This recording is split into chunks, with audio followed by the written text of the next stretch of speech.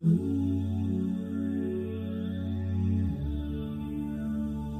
اللہ والصلاة والسلام علی رسول اللہ۔ قرآن اللہ رب العزت کا پاک کلام ہے، عزت دار کلام ہے۔ پاک رب نے ہم سے کیا مطالبہ فرمایا ہے تو قرآن سے ہم کو پتہ چلے گا۔ باہر ملک سے ہمارے ساتھی، دوست، بیٹے یا بھائی کا خط آتا ہے تو اس کو ہم صندوق میں نہیں رکھتے ہیں، اس سے برکت حاصل نہیں کرتے ہیں۔ پہلی بات کہ اس نے کیا کہا ہے خود سمجھتے ہیں، پڑھ لیتے ہیں یا کسی اور سے پڑھواتے ہیں۔ تو قرآن برکت والی کتاب ہے، لیکن اس سے افضل بات کہ پاک رب ہم سے کیا ارشاد فرما رہا ہے، کیا مطالبہ فرما رہا ہے۔ الا لہ الخلق، خبردار مخلوق اللہ کی ہے، لہ الامر، تو بات بھی اللہ کی چلے گی۔ یہ جسم ہمارا نہیں تو ہماری مرضی بھی نہیں چلے گی۔ لم یکن شیئا مذکورا، ہم اس دنیا میں نہیں تھے، آئے اپنے اختیار سے نہیں، ورنہ ناخن کو روک لو، آپ کا جسم آپ کی مرضی تو ناخن کو روک لو، بالوں کو روک لو اور دانتوں کو بڑھا دو، نہ آپ ہی نہیں کر سکتے ہیں۔ اللہ کا جسم، اللہ کا مخلوق، اللہ کی خلقت، تو بات بھی اللہ کی چلے گی، امر وہ بھی اللہ کا چلے گا۔ الا لہ الخلق، خبردار تمام مخلوقات اللہ کی ہے، لہ الامر، تو اللہ کی بات چلے گی، کسی اور کی بات نہیں چلے گی۔ لہٰذا ہم ایک مشین خریدتے ہیں یا موبائل، اس کے ساتھ چھوٹا سا کتابچہ ہوتا ہے، اس کو انگلش میں بولتے ہیں مینول بک۔ انسان عظیم ہے، اشرف المخلوقات ہے، پوری دنیا اس کے لیے مسخر ہے، اوپر پرندوں کی طرح جاتا ہے، پلوٹو نیپچون کے تلاش میں ہے، عطارد اور مریخ کی طرف جا رہا ہے۔ تو اس کا کیا مقصد ہے؟ اس کے لیے مینول بک کون سا ہے؟ جواب قرآن۔ آپ اس دنیا میں کیسے چلیں گے، اس چیز کو کس طرح استعمال کریں گے، اپنی عقل کو، سوچ کو، آپ کا عقیدہ، عبادت، معاشرت، معیشت، اخلاق، سیاست، حکومت آپ کی کس طرح ہوگی، وہ آپ کو قرآن بتائے گا۔ خاص بات سمجھو، ہم مسلمان ہیں، عالم اسلام والے اور مسلمان خوش ہو جائیں۔ قرآن نے ہم کو حد، باؤنڈری دی ہے، یہ کرنا ہی نہیں کرنا، یہ کھانا ہی نہیں کھانا، یہ پینا ہی نہیں پینا، یہ پہننا ہی نہیں پہننا، یہاں شادی کرنی یہاں نہیں کرنی ہے، میراث اس طرح تقسیم کرنی ہے، اس طرح نہیں۔ 6 شیئرز ہیں، 6 حصے ہیں، 12 افراد کے لیے، 8 عورتیں 4 مرد ہیں، یہ ہم کو قرآن نے بتایا۔ اگر قرآن کو درمیان سے نکال دیا جائے پھر کیا ہوگا؟ چائنا اور رشیا کی طرح کتے، خنزیر، بندر لوگ کھاتے ہیں۔ اللہ اکبر۔ قرآن درمیان سے نکالو تو ان میں تمیز نہیں ہے، ان کی چچی نہیں ہے، ممانی نہیں ہے، خالہ نہیں ہے، پھوپھی نہیں ہے، نانی نہیں ہے، دادی نہیں ہے۔ یہ قرآن نے ہم کو بتایا ہے کہ یہاں شادی کرنی یا نہیں کرنی، یہ کھانا ہی نہیں کھانا، یہ پینا ہی نہیں پینا۔ وہ شراب پیتے ہیں، انڈیا والے بال ٹاکرے کے لڈوانی، وہ صبح صبح اٹھ کر گائے کا پیشاب پیتے ہیں۔ ہم مسلمان پاک ہیں، زبان پاک، پیٹ پاک، ناڑا پاک، اس لیے ہم خوش ہیں۔ ہمارا قرآن پر یقین ہے، تقدیر پر ایمان ہے، اس لیے ہم خوش ہیں۔ خودکشیاں وہاں زیادہ ہیں جو ایتھیسٹ ہے، سیکولر ہے، پھر جو علی کتاب ہے ان کے بڑے شہر میں 20 بڑے پاگل خانے ہوتے ہیں۔ کیوں؟ اس کی وجہ یہ ہے کہ ان کے پاس قرآن نہیں ہے، حدیث نہیں ہے، دین نہیں، اسلام نہیں ہے، اور تقدیر کی نعمت نہیں ہے۔ 10 ڈاکٹر، وکیل، پروفیسر، لیکچرر، جیولوجسٹ ایسے ہیں جو کافر ہو چکے ہیں، اگرچہ ہم میڈیا کے اعتبار سے مظلوم ہیں، مجبور ہیں، مقہور ہیں، بدنام ہیں، تو ہمارے دھڑا دھڑ لوگ کافر کیوں نہیں بن رہے، عیسائی، سکھ؟ باوجود یہ کہ ہم مظلوم ہیں، مجبور ہیں، مقہور ہیں، مظلوم ہیں، بدنام ہیں، پھر بھی دھڑا دھڑ ٹونی بلیئر کے گھر والے مسلمان ہو رہے ہیں، کلنٹن کے گھر والے مسلمان ہو رہے ہیں، امریکہ کے بحریہ میں 7,000 افیسر مسلمان ہو رہے ہیں. کیوں؟ وجہ وجہ کیا ہے؟ وجہ یہ ہے کہ ہمارے پاس قرآن کی طاقت ہے، اللہ کی طاقت ہے. 313 کتابیں اور کاپیاں اتری تھی. وہ وقتی اور قومی کتابیں تھی اور کاپیاں تھی. قرآن وقتی نہیں ہے، قومی نہیں ہے، اللہ رب العالمین ہے. قرآن ہدی للعالمین ہے اور کعبہ بھی ہدی للعالمین ہے. تو حضور رحمت للعالمین ہے. یاد رکھو قرآن کی طاقت ہمارے پاس ہے. یہ وقتی اور قومی نہیں، وہ کتابیں وقتی اور قومی تھی. اللہ ہم سب کو سمجھ عطا فرمائے، اللہ ہم سب کو عقل عطا فرمائے، اور اللہ تعالی ہم سب کو اس نعمت کی شکر عطا فرمائے کہ اس نعمت کا ہم شکریہ ادا کریں. ہمارے پاس قرآن ہے، ہمارے پاس اللہ کا کلام ہے. اس کلام کا ترجمہ، تشریح، تفسیر آپ کے سامنے بیان ہو. پہلے ترجمہ کریں گے، پھر اس کے بعد آخر میں تشریح کریں گے. تو بہرحال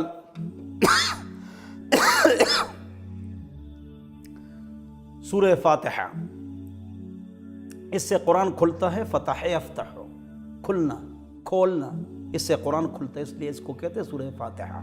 7 مثانی، وہ 7 آیتیں بار بار پڑھی جاتی ہیں.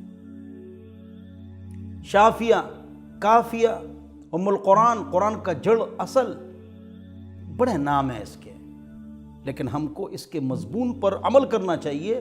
جو اس میں مضمون ہے، ایک توحید ہے، ایک توحید ہے، اور ایک رسالت ہے، اور ایک قیامت ہے.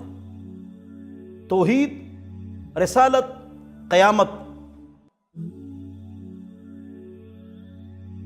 یہ تینوں مضامین اس میں ہیں. یہ قرآن کا خلاصہ ہے. قرآن کے اندر 3 باتیں ہیں: توحید،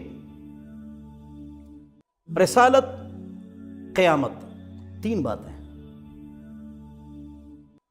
تو قرآن کے اندر جو مضمون ہے توحید والا، جس پر حضور اکرم صلی اللہ علیہ وسلم نے 13 سال محنت فرمائی، احکام اکثر بلکہ تمام مدینہ میں 10 سال میں اترے. معمولی عرصہ ہے، بڑا عرصہ 13 سال عقیدے کی محنت ہوئی کہ شرک سے بچو. اگر شرک ہوگا تو پاک نبی کی شفاعت نہیں ملے گی. ان لکل نبی دعوة مستجابة فتعجل كل نبی دعوته وان اختبأت دعوتی شفاعة لأمتی یوم القیامة من لا یشرک باللہ شیئا. رواہ البخاری و کما قال. تو شرک سے بچنا ہے. ہم بت کے سامنے سجدے کو شرک قرار دیتے ہیں. زندہ بزرگ، مردہ بزرگ، قبر کے سامنے سجدہ بھی شرک ہے. اس کا طواف بھی شرک ہے. اس سے مانگنا بھی شرک ہے. طور سے آواز لگائیں، اے ابوبکر کشتی پار لگا دے، اے عمر آپ مشکل کشاں ہیں، اے عثمان بیٹا دے دیں، یہ شرک ہے. یہ تینوں افراد جب نہیں تھے، بزرگ نہیں تھے، تو اس سے پہلے ابوبکر، عمر، عثمان رضی اللہ عنہ اجمعین، جب یہ حضرات نہیں تھے تو پہلے کون بیٹا دیتا تھا؟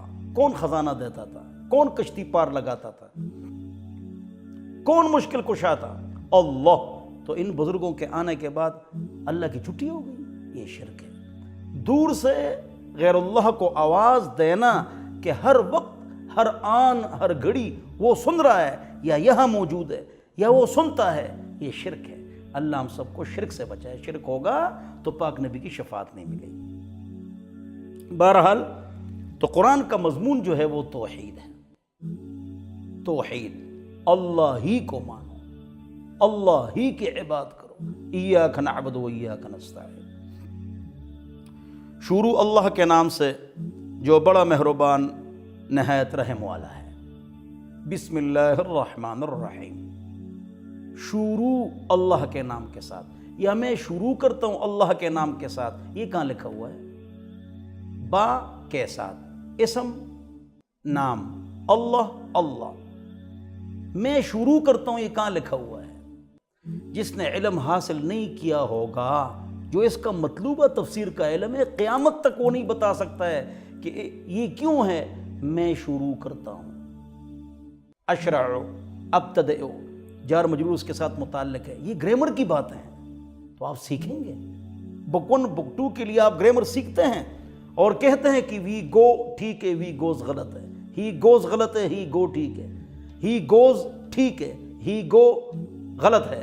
تو اسی طرح آپ نے اس کے لیے صرف، نحو اور گرامر، ادب، یہ آپ نے سیکھنا ہے۔ صرف عربی آ جائے اور آپ قرآن سمجھ سکیں، یہ بات غلط ہے۔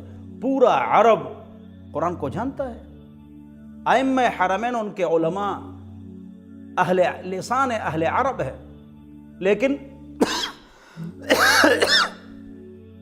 اہل لسان ہے، لیکن وہ 16 سال علم حاصل کرتے ہیں، 16 سال علم حاصل کرتے ہیں۔ کیوں؟ وہ تو اہل لسان ہے۔ جواب یہ ہے کہ وہ یہی علوم پڑھتے ہیں جو 14 علوم ہیں۔ پورا عرب 14 علوم پڑھتا ہے، جو عالم بنتے ہیں وہی۔ تو اشراؤ تب سمجھ میں آئے گا۔ ایک قرآن کو کسی عالم سے سمجھنا یا تفسیر سے سمجھنا کہ آپ سمجھ جائیں، یہ بہت آسان کام ہے، قرآن آسان ہے، لیکن بیٹھ کر کسی کو سمجھانا، اس کے لیے علوم کی ضرورت ہے۔ اس پر کلپ ہمارا گزر چکا ہے۔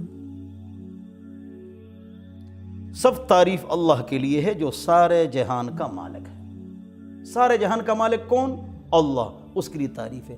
ہم جس کی بھی تعریف کریں نا، یہ اللہ کی تعریف ہے۔ کیوں؟ سب چیزوں کو پیدا کرنے والی ذات اللہ کی ہے۔ بہت مہربان، نہایت رحم والا ہے۔ 3 انصاف کے دن کا مالک ہے۔ 4 ہم تیری ہی عبادت کرتے ہیں اور تجھ ہی سے مدد چاہتے ہیں۔ 5 ہم کو سیدھا راستہ دکھا، یا اللہ ہم کو سیدھے راستے پہ چلا۔ 6 ان لوگوں کا راستہ جن پر تو نے فضل کیا ہے۔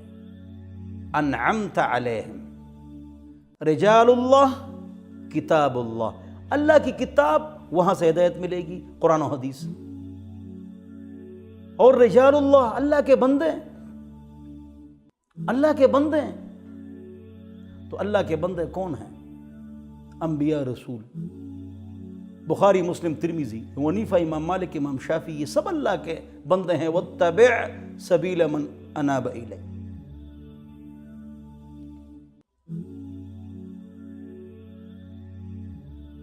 ان لوگوں کا راستہ نہیں جن پر تیرا غضب ہوا ہے، اور نہ ان لوگوں کا راستہ جو راستے سے بھٹک چکے ہیں، گمراہ ہیں۔ صحابہ نے پوچھا ان سے کون مراد ہے؟ یہود و نصارہ۔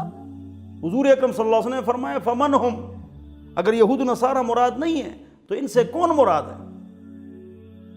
لہٰذا یہود و نصارہ کے طریقے پر نہیں جانا ہے، یہ اللہ نے روکا۔ اللہ نے روکا شراب نہیں پینا ہے، اللہ نے روکا فرقواریت نہیں کرنی ہے، اللہ نے روکا بدکاری نہیں کرنی ہے، لیکن ہو رہی ہے، اللہ حکم دے رہا ہے۔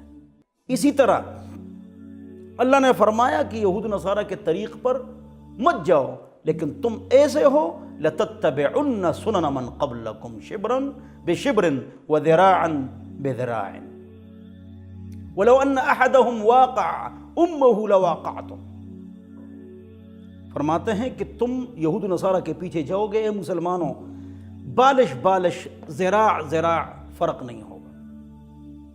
بالکل ان کے طریقوں پر ہم چلتے ہیں۔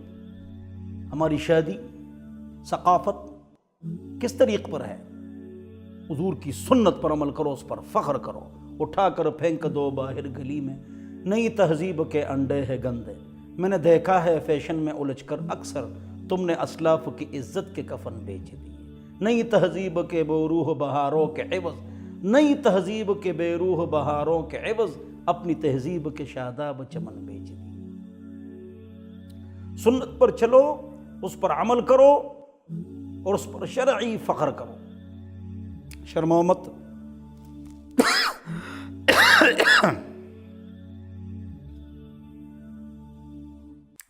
آمین۔ یا اللہ اس دعا کو قبول کر لیجئے۔ آمین اسم من اسماء اللہ تعالی، قرطبی، یہ اللہ کے ناموں میں سے ایک نام ہے۔ یا اس کا ترجمہ استجب، یا اللہ اس دعا کو قبول فرما۔ تو اللہ کا نام ہے پھر بھی آہستہ پڑھو، اور اگر دعا ہے پھر بھی آہستہ ہے تو آمین آہستہ ہے۔ امام شافعی رحمہ اللہ فرماتے ہیں اونچی آواز سے پڑھو، ادھر بھی دلیل ہے ادھر بھی دلیل ہے، لڑائی مت کرو۔ فوق السرہ و تحت السرہ وکل ذلک واسع، نیچے ہاتھ باندھو یا اوپر، دونوں کی گنجائش ہے۔ امام ترمذی فرماتے ہیں لہذا اس میں لڑائی جھگڑے مناظرے بحث مت کرو۔ آمین آہستہ ٹھیک حدیث ہے، اونچی آواز سے حدیث ہے، دونوں طرف ہے۔ ہم کیوں لڑتے ہیں؟ اور لڑتے ہیں ہم، مناظرے کرتے ہیں، گالیاں دیتے ہیں، اس طرح نہیں کرنا چاہیے۔ اسی طرح امام کے پیچھے آپ سورہ فاتحہ جو ہم نے ترجمہ کیا پڑھیں نہ پڑھیں، جو حضرات فرماتے ہیں نہ پڑھیں ان کے پاس بھی دلیل ہے، جو حضرات فرماتے ہیں پڑھیں ان کے پاس بھی دلیل ہے، دونوں کے پاس دلائل ہیں۔ لہذا ہم کو لڑنا نہیں چاہیے، ہم کو جھگڑنا نہیں چاہیے۔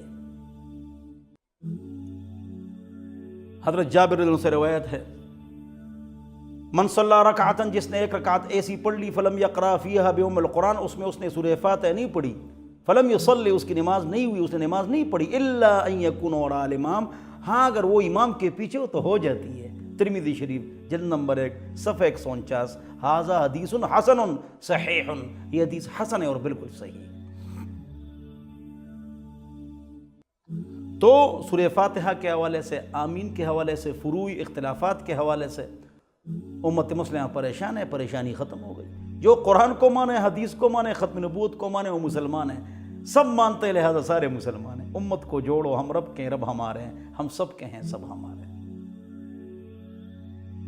اللہ تعالی ہم سب کو جوڑ عطا فرمائے، سمجھ عطا فرمائے۔ آگے سورہ فاتحہ کے بعد سورہ بقرہ ہے، وہ اگلی نشست میں پڑھیں گے انشاءاللہ۔ اللہ ہم سب کو عمل کی توفیق عطا فرمائے۔